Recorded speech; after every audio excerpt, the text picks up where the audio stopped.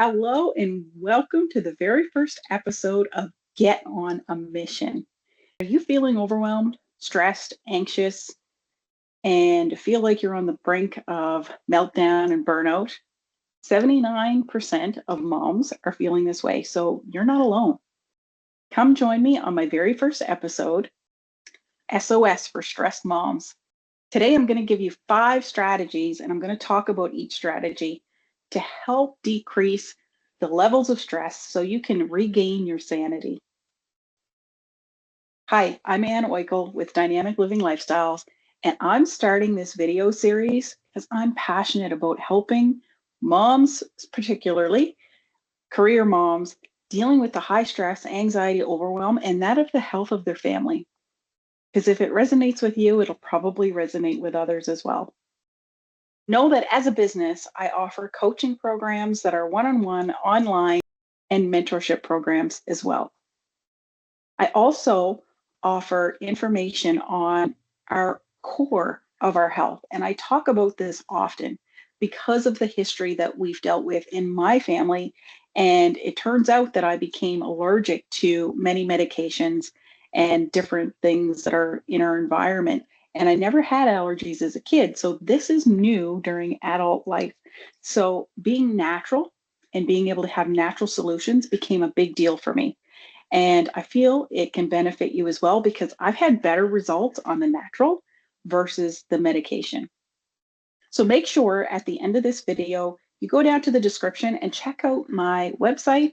And also, I have a document that I created that's 5 natural ways to ignite your health in youth that I feel could be a benefit for you and your family.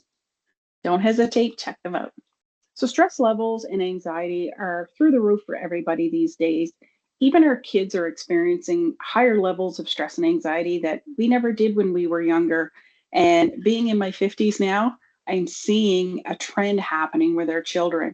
And I worry about what's going to happen with them during adulthood if they're not given the proper tools and equipment to deal with this without medications.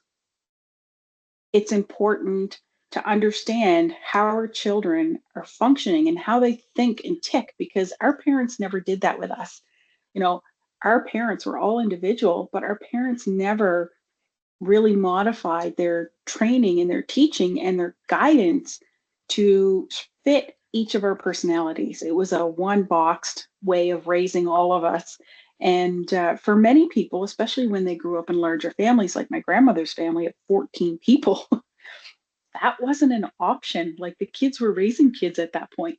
So for my mom, there was 5 of us initially. I had 2 brothers that passed away when I was younger. So health has always been at the forefront, but never really dove into to any magnitude until the past few years. I've been having to dive into it.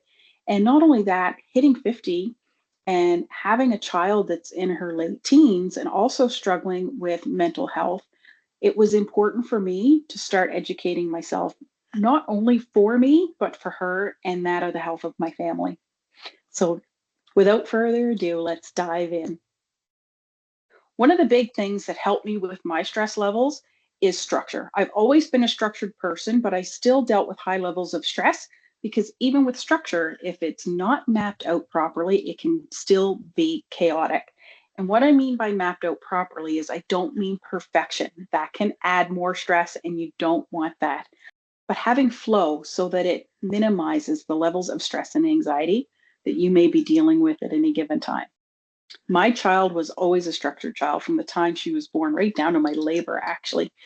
But having structure and having it flow has certainly minimized a lot of stress in my life.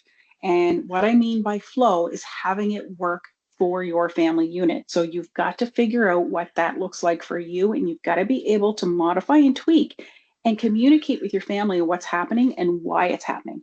Your health is just as important, if not more important, because your spouses and your kids, especially, rely on their parents to be there and show up and be healthy so that they don't have to worry about you being around and being able to help provide for them and guide them and coach them the way you need to as a parent. So having structure with flow is definitely one way to help minimize the levels of stress and anxiety that you're confronting with every day. So let me give an example. Get up at 5 a.m., go to the bathroom, shower, get out, do your hair and makeup, get the child out of bed, get breakfast together, get the child dressed, have them lunches ready beforehand. So the night before or even the earlier in the week, have them all prepared. But all you have to do is pack and get out the door. Once out the door, you're starting your daily routine. If you're working, kid goes to school, daycare, and you're off to work, that routine and that structure is going to fit it all in its own. But when you come back home, also having structure and flow will help ease that stress and anxiety levels that you may be dealing with on a regular basis. And it's important to note that if you're going to have this type of structure and flow within your family unit, that you communicate it with your spouse so that they can be on board and assist in any way possible. For me, my husband would help get my daughter out of bed, get her breakfast. I would take care of getting her dressed. So having that come and go and the tag teaming was great. However, not all of us have husbands that are available to us or spouses that are available to us 24/7. We have a lot of people that work shift work. So having that flow and what works best for your family is vital. There are some times you have to be everything to everybody all the time. So figuring out your structure and flow for your family will help minimize the stress and anxiety levels that you're experiencing on a daily basis. Setting realistic plans and boundaries is also another one. As moms, we tend to not have a backbone to say no. No is crucial to your vocabulary. And it's not always a flat and no. It could be not right now. Cannot do it right now.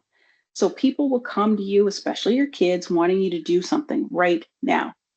Know your limits, know your boundaries, set them, make them clear, communicate them effectively, because that will eliminate the most stress and anxiety levels.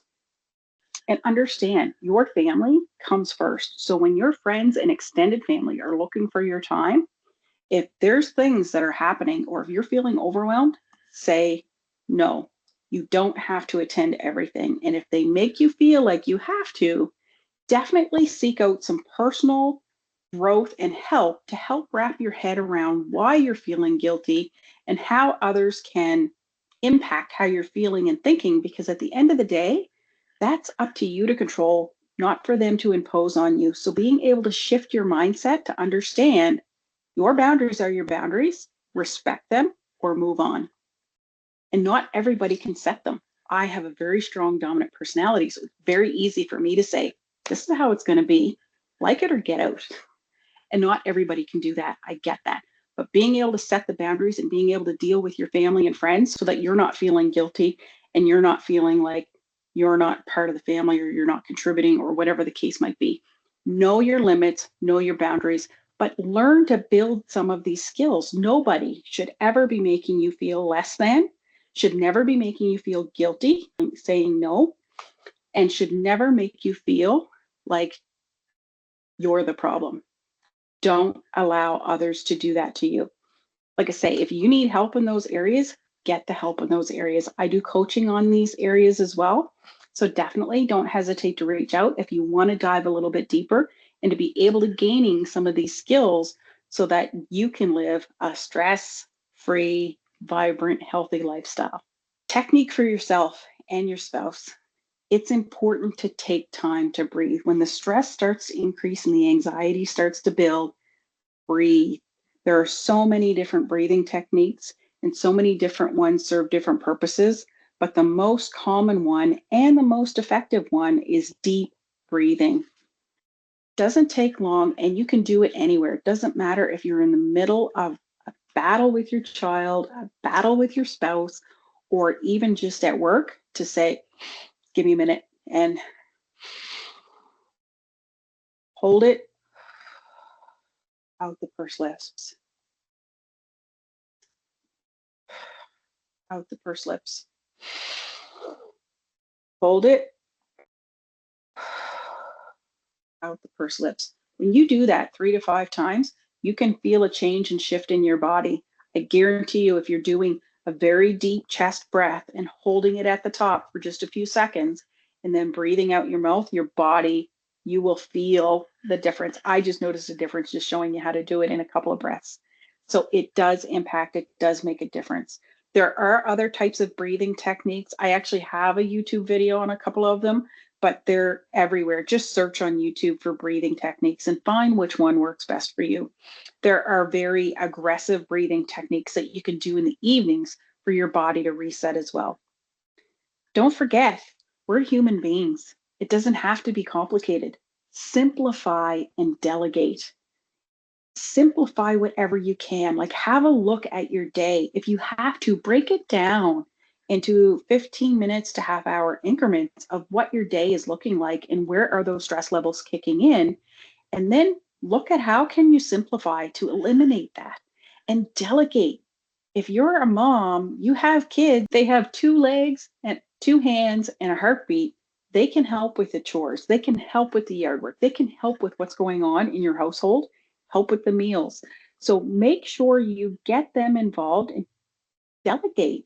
They need to learn these life skills when they get out on their own anyway. So have them do it in your household and pay them if you have to. Give them motivation to help out and have their chores mapped out for them and whatever that might look like for your household. People laugh at me sometimes because my daughter was doing dishes at 3 years old. No joke. She loved it. So she would pull the chair up whenever I did dishes and she would rinse and I would help her stack the dishes, especially if there was lots. If there was knives, I would do them.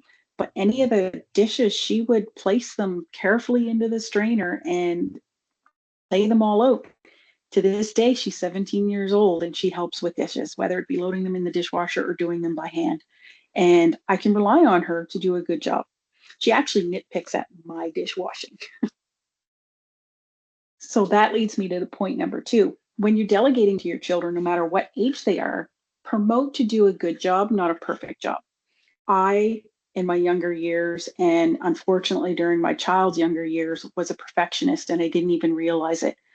Recognize that in yourself. If you're a perfectionist, you're going to drive animosity and you're going to build more stress because they're not going to want to help you and they're not going to want to be around you. So make sure that you're not looking for perfection, but you're looking for a good job and a job well done and help them understand the difference. So if your child is 8, 9 years old, teach them to sweep and go back and check. Teach them. Once they get the hang of it, that's pressure off your plate. Make sure you teach them to do a good job, not a perfect job, and reward them for a job well done. And last but not least, self-care. You have to take care of you. If you don't take care of you, then you're not taking care of your family at your best. So it's important that you schedule out some time, either every day or every second day, for yourself. Ideally, daily for at least 15 to 30 minutes a day is what's recommended for you to be able to rejuvenate and have that break, being able to breathe and relax. It can look like having a hot bath. It could look like sitting in a corner, reading a book. Whatever it is that lights you up and gives you that release and relaxation, do it. I attended karate with my daughter for a few years. That was my release, was karate. I loved it and I miss it now. But I'm living on an acreage now. So now my release is getting outside, sitting in the lawn furniture, reading a book, listening to a book, doing some self education and self training. That to me is my self care. And being able to, go out with the animals, throw the ball around with the dog, spend some time with my husband and having a chat. Sitting with your spouse and chatting is one of the best self-care things you can do because it keeps you connected. It keeps you bonded and builds that relationship. So if you're dealing with high levels of stress and anxiety all the time, you can tend to pull apart sometimes. It can help reignite some of that spark and fire that you once had before the kids came along. Don't forget, that's number 1, and that's the most important. Your spouse should come before your kids, believe it or not, because with a healthy spousal relationship, your kids are going to learn from that and foster all the great traits that you have as a couple and as a family unit. and they're going to carry that on in their lives. So make sure you don't neglect your spouse and have the kids tap and chime into that and learn from that. They learn more from your actions than they do what you tell them. So those are my 5 tips for the very first episode. So if this episode resonates with you, please share it out, subscribe, follow. I look forward to doing more episodes. And if there's anything that you would like to see me discuss or chime in on, leave me a message. I'd love to get some feedback for future episodes. So thank you for following me. Love that you joined me for episode 1, and stay tuned for more. Take care, everyone, and have a wonderful day.